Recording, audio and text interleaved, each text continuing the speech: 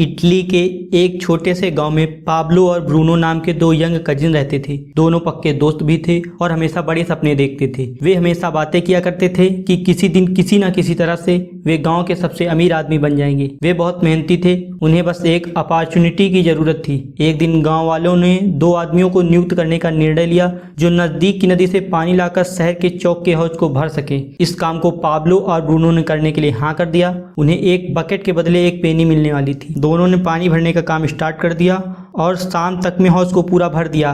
Bruno बहुत खुश था। उसने कहा उसका सपना सच हो गया, लेकिन पाब्लो को इस पर यकीन नहीं था। उसका पूरा शरीर दर्द कर रहा था, हाथ में छाले पड़ गए थे। उसे बकेट कैरी करने के ख्याल से ही अब डर लगने लगा। उसने नदी से गांव तक पानी लाने का एक अच्छा आइडिया सोचा। अगले दिन उसने ब्रूनो से कहा, क्यों ना हम बकेट कैरी करने के बजाय नदी से गांव तक पाइपलाइन बना लें। ब्रूनो ने कहा, पाब्लो तुम पागल हो गया? मेरे पास एक बेहतरीन नौकरी है। मैं दिन भर में लगभग 100 बकेट कैरी कर लेता हूँ, जिससे मुझे बहुत सारा पैसा मिल जाता है और अपनी सारी जरूरतों को पूरा कर लेता हूँ। वीकेंड में छुट्टी भी मिल जाती है। मुझे एक सेफ जॉब मिल गई है। तुम भी अपने पाइपलाइन के इरादे को दिमाग से निकाल दो और बकेट कैरी करो। लेकिन पाब्लो हार मानने वालों में से नहीं था। वह आधा दिन बकेट कैरी करने लगा और शेष बचे टाइम में और वीकेंड में पाइपलाइन बनाने की योजना में लग गया। पाब्लो को पता था कि आधे दिन काम करके उसे सिर्फ आधी सैलरी मिलने वाली है और उसकी पाइपलाइन योजना को भी कंप्लीट होने में 1 से 2 साल लग जाएंगे। लेकिन उसने पाइपलाइन बनाना जारी रखा। ब्रूनो व बाकी गांव वाले पाब्लो की हंसी उड़ाते और उसे पाब्लो द पाइपलाइन मैन कहकर मजाक बनाते। दूसरी तरफ ब्रूनो पाब्लो से दोगुना काम कर रहा था, जिससे उसकी सैलरी भी डबल थी। वह नई नई चीजें खरीदता था और उसने एक शानदार घर भी ले लिया था। गांव के लोग उसे मिस्टर ब्रूनो कहते थे। वह वीकेंड में घूमने जाता था और पाब्लो पाइपलाइन बनाने में लगा रहता। उसके दिल से एक ही आवाज निकलती थी, अपनी नजर पुरस्कार पर रखो। कुछ महीनों बाद पाब्लो की पाइपलाइन आधी कंप्लीट हो गई थी। अब उसे बकेट भरने के लिए आधे रास्ते ही जाना पड़ता था। वहीं दिन भर बकेट कैरी करने के कारण ब्रूनो के कंधे झुक गए थे और उसकी चाल भी धीमी हो गई थी। अब वह वीकेंड में छुट्टियां बिताने के बजाय शराब खाने में जाने लगा। अब गांव वाले उसे ब्रूनो द बकेट मैन कहने लगे। आखिरकार पाब्लो की कुछ साल की मेहनत के बाद पाइपलाइन कंप्लीट हो गई। अब वह बकेट उठाने के बजाय पाइपलाइन से गांव वालों को फ्रेश पानी देता था, जिससे पाब्लो बहुत ज्यादा कमाने लगा था। अब सिचुएशन ऐसी हो गई थी कि अगर पाब्लो काम नहीं करता, यानी वह सो रहा हो, पार्टी कर रहा हो या फिर घूम रहा हो, वह कमाता था। दूसरी तरफ ब्रूनो पाइपलाइन बनने से अनएम्प्लॉयड हो चुका था, क्योंकि गांव वालों को जितना पानी चाहिए होता था वह पाब्लो की पाइपलाइन से मिल जाता था। अब आप खुद सोचिए और बताइए आप कौन हैं, बकेट कैरिंग या फिर पाइपलाइन बिल्डर? क्या आप पैसा कमाने के लिए हर दिन ब्रूनो द बकेट मैन की तरह काम पर जाना पसंद करोगे, या फिर पाब्लो द पाइपलाइन की तरह कुछ साल बहुत मेहनत से काम करना पसंद करोगे, जिससे जब तुम सो रहे हो तब भी तुमको पैसा मिलता रहे? इस बकेट कैरिंग वर्ल्ड में हमें यही सिखाया जाता है कि अगर हमें ज्यादा पैसे कमाना है तो हमें ज्यादा मेहनत करनी पड़ेगी, ज्यादा बकेट उठानी पड़ेगी, जो सच नहीं है। आज के टाइम में नॉर्थ अमेरिकन बाकी सभी कंट्रीज से ज्यादा काम करते हैं, इवन काम के दीवाने जापानीज से भी ज्यादा। फिर भी उनका कंज्यूमर डेप्थ हाई है।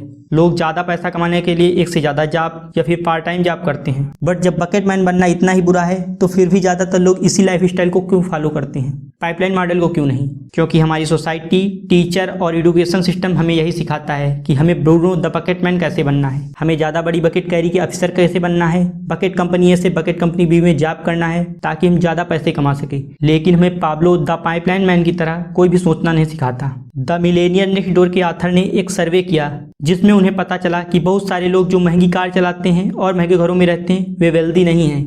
अगर आपको रिच दिखना है तो आप अपनी सारी इनकम रिच दिखने वाली चीज़ों में स्पेंड कर दें, लेकिन अगर आपको वेल्दी बनना है और फाइनेंशियल फ्रीडम चाहिए तो आपको अपनी इनकम के कुछ हिस्से को सेव करना होगा और इसे इन्वेस्ट करना होगा। आप सोच रहे होंगे जिनकी हाई सैलरी वाली जॉब है वो बाकी लोगों से बहुत खुश होंगे, लेकिन ये सिक्योर जॉब सिर्फ एक इल्यूजन है। जब तक आपको पैसा कमाने के लिए अपना टाइम स्पेंड करना पड़ेगा तब तक आप बस बकेट कैरिंग वर्ल्ड में ही फंसे रहोगे, चाहे आपकी सैलरी कितनी ही हाई क्यों ना हो। पाइपलाइनें बहुत पावरफुल होती हैं, इसे एक स्टोरी समझते हैं। बड़ी पाइपलाइन बनाने के लिए आपको बड़ी बकेट कैरी करने की जरूरत नहीं है। एक तरफ famous baseball player Daryl strawberry थे, जो सिर्फ बेसबॉल खेलकर हर साल लगभग 2 से 5 मिलियन डॉलर तक कमा लेते थे। इसके अलावा एडवर्टाइज, ऑटोग्राफ और ब्रांडिंग करके वह हर साल 2 मिलियन डॉलर और कमा लेते थे। उन्होंने अपने 14th बर्थडे से पहले 100 मिलियन डॉलर कमा लिया था। अब आप सोच रहे होंगे इतना ज़्यादा पैसा कमाने वाले की पूरी ज़िंदगी शानो शौकत से गुजरेगी, उससे किसी तरह की फाइनेंशियल प्रॉब्लम नहीं आई होगी।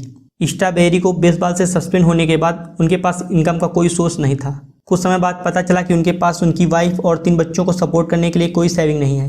अब सवाल यह है कि उन $100 मिलियन का हुआ क्या। उन्होंने सारा खर्च कर दिया।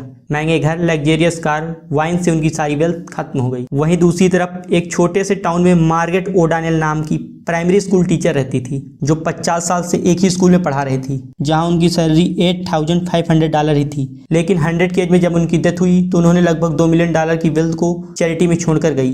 अब सवाल ये उठता है कि लो इनकम वाली औरत ने इतनी ज़्यादा वेल्थ कैसे कलेक्ट कर ली। सिंपल है, मार ने अपनी लो सैलरी वाली जॉब से कुछ पैसे सेव करके उसे स्टॉक मार्केट में लॉन्ग टर्म में इन्वेस्ट करके एक पाइपलाइन बिल्ड कर ली और इसे समय के साथ कंपाउंड होने दिया। वहीं स्ट्रॉबेरी ने बड़ी बड़ी बकेट कैरी करके $मिलियंस अर्न करके अपनी पाइपलाइन नहीं बिल्ड की। अब मैं आपसे एक सवाल पूछता हूँ, आप किसके जैसी फाइनेंशियल स्टेटस चाहेंगे, डेरियल स्ट्रॉबेरी की या फिर मार्गरेट ओडानेल की? अगर आपका जवाब मार्गरेट है तो आपको तुरंत ही अपनी पाइपलाइन बिल्ड करना स्टार्ट कर देना चाहिए। 1440 से पहले जितनी बुक्स लिखी जाती थी उन्हें हाथ से लिखा जाता था और एक बुक को पब्लिश करने में सालों लग जाते थे, जो इतनी महंगी होती थी कि उन्हें सिर्फ रिच लोग ही खरीद सकते थे। लेकिन फिर गुटनबर्ग ने प्रिंटिंग प्रेस का आविष्कार किया, जिसने बकेट कैरिंग वालों की बुक्स के पैराडाइम को तोड़ दिया। प्रिंटिंग प्रेस ने टाइम और वेल्थ की लीवरेज करके उसके प्रोडक्शन को बढ़ा दिया। लीवरेज ज्यादा मेहनत की बजाय ज्यादा चतुराई से काम करने की अनुमति देती है। सपोज करिए आप एक रेस्टोरेंट ओपन करते हैं। अब आपके लिए ये पॉसिबल नहीं है कि आप वेटर, शेफ, डिशवॉशर सबका काम एक साथ कर सकें। इसके लिए आप एम्प्लॉय को हायर करते हैं, जिससे आप उनके टाइम का लीवरेज लेते हैं, जिससे एक ही टाइम पर कई सारे काम एक साथ हो रहे होते हैं। इस नई इकोनॉमी में आपको पाइपलाइन बिल्ड करने के लिए रिवर से पानी लाने की जरूरत नहीं है। आज आपके पास इंटरनेट है, जिसे मैं नई इकोनॉमी की ई पाइपलाइन कहता हूँ। इंटरनेट की हेल्प से आप 50 साल की पाइपलाइन योजना को 2 से 5 साल में बिल्ड कर सकते हैं। यहाँ पर आप कंटेंट क्रिएट करके अपनी बात को करोड़ों लोगों तक पहुँचा सकते हैं। आप ई कॉमर्स स्टोर क्रिएट करके अपने किसी भी प्रोडक्ट को बेच सकते हैं, जो साल के 365 डेज 24/7 ओपन रहेगा, जहाँ पर कस्टमर कभी भी आकर आपके प्रोडक्ट को बाई कर सकते हैं। अब आप चाहे सो रहे हो या फिर ट्रैवल कर रहे हो, आपकी ई पाइपलाइन आपके लिए पैसा बना के देगी। सो आज से आप लोग भी अपनी पाइपलाइन बिल्ड करना स्टार्ट कर दें। ये लेसन्स मैंने बर्क हेजेस की book the parable of the pipeline से बनाया है, जो नई इकोनॉमी में अतिरिक्त इनकम का स्थायी स्रोत बनाने के लिए लिखी गई बेस्ट बुक है। लाइक करें अगर वीडियो पसंद आई हो तो, अपने विचार कमेंट करें और शेयर करें इस नॉलेज को अपने फैमिली और फ्रेंड्स के साथ, और सब्सक्राइब करें। मैं और ऐसे लेसन्स आपके साथ शेयर करूंगा।